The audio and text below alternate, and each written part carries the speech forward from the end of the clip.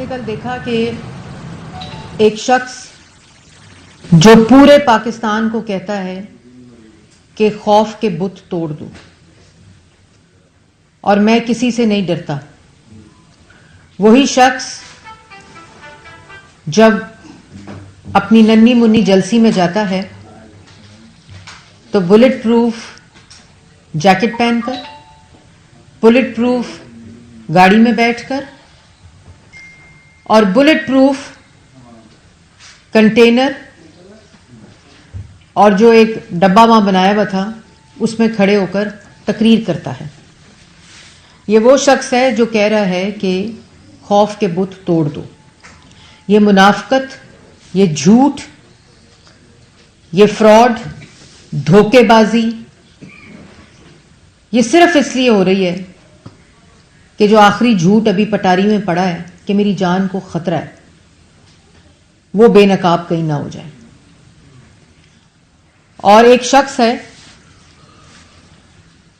جس نے اپنے اقتدار کو بچانے کے لیے ملک کو توڑنے، پارلیمنٹ کو توڑنے، آئین کو توڑنے کے تمام حربے استعمال کیے، اس کے بعد عالمی سازش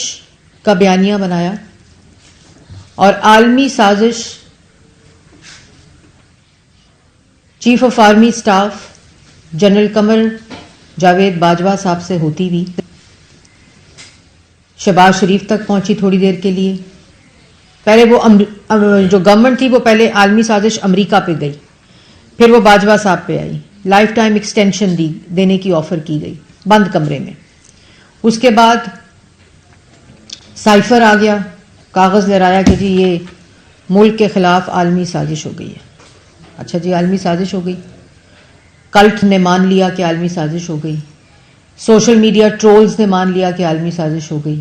سوشل میڈیا پروپیگینڈسٹ نے مان لیا کہ عالمی سازش ہو گئی، اور ان سوشل میڈیا پروپیگینڈسٹ کا جو گروہ باہر بیٹھا ہوا ہے انہوں نے ٹویٹ کرنی شروع کر دی کہ حکومت امپورٹڈ آ گئی ہے۔ وہی حکومت، وہی امریکی سازش، وہی عالمی سازش شہباز شریف صاحب سے ہوتی ہوئی نواز شریف صاحب پہ تھوڑی دیر رکی، اس کے بعد پھر چلی اور وہ پہنچ گئی محسن نقوی صاحب پہ۔ پھر امریکہ سے معافی تلافی ہوتی رہی۔ یہ ایک شخص ہے جو جب بھی اس کا کوئی جواب دینے کا باری آتی ہے، جب بھی وہ کٹہرے میں آتا ہے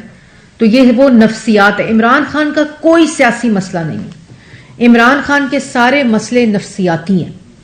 وہ ایک کہانی گھڑتے ہیں اور جو الزام لگتا ہے یا جو سچویشن ہوتی ہے اس سے بڑی کہانی گھڑتے ہیں تاکہ نظریں ساری ہٹ جائیں اور ان کی کہانی پہ بات رک جائے۔ پھر وہ میں حیران ہوتی ہوں کہ وہ کون لوگ ہیں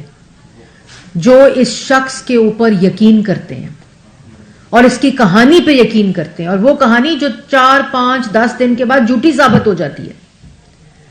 کل لاہور کے لوگوں نے تو اس کو مسترد کیا ہے، یہاں تک مسترد کیا ہے کہ ہاکی گراؤنڈ کی تصویریں جوڑ کر، مینار پاکستان کی تصویریں جوڑ کر، پھر اس کے درمیان سے مینار پاکستان ہی غائب ہو گیا کل تصویریں کو جوڑتے جوڑتے۔ یہ وہ شخص ہے جس کی ہر چیز روز روشن کی طرح عیاں ہے۔ پھر سائفر کی معافی مانگی تو وہ جب ڈوبنے لگا بیانیہ تو پھر کہا کہ میں لانگ مارچ کروں گا، پھر لانگ مارچ کو اسلامی ٹچ کے ساتھ جوڑتے جوڑتے فیل ہو گیا، پھر وہ فیل ہوا تو پھر یہ کہا کہ میں جیل بھرو تحریک کروں گا، جو جیل بچو تحریک بن گئی۔ اس کو جوڑتے جوڑتے لوگوں کی شہادتیں ہوئیں، صحافیوں کی شہادتیں ہوئیں، پولیس والوں کی شہادتیں ہوئیں، ان کے گھروں سے گولیاں مار کے پولیس والوں کی شہادتیں ہوئیں، اور پھر کہا کہ میں الیکشن کرانا چاہتا ہوں۔ تم الیکشن نہیں کرانا چاہتے، تم پھر سے اپنی سلیکشن کرانا چاہتے ہو، اور تم چاہتے ہو، ایک منٹ ذرا جی بات سن لیں، اور تم چاہتے ہو کہ تمہارے جو گناہ ہیں، تم جس کٹہرے میں ہو عدالت کے،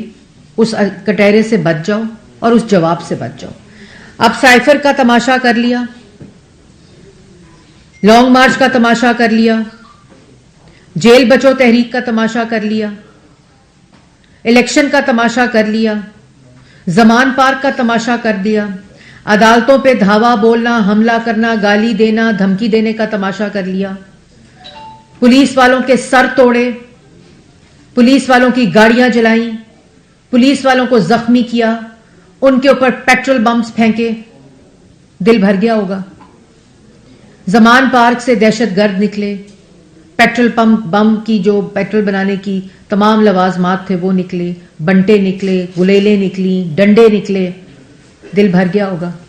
پھر جی میں نے جلسہ کرنا ہے، میں نے عدالت نہیں جانا، میری جان کو خطرہ ہے، مجھے قتل کر دیں گے، مجھے گولی مار دیں گے، میں بیمار ہوں، میں بزرگ ہوں، میں 72 سال کا ہوں، میں نے عدالت نہیں جانا، میں نے مینار پاکستان جلسہ کرنے جانا ہے۔ اس وقت نہ میں بزرگ ہوں، نہ میں بیمار ہوں، نہ میری جان کو خطرہ ہے، نہ مجھے گولی لگے گی، نہ مجھے قتل کریں گے۔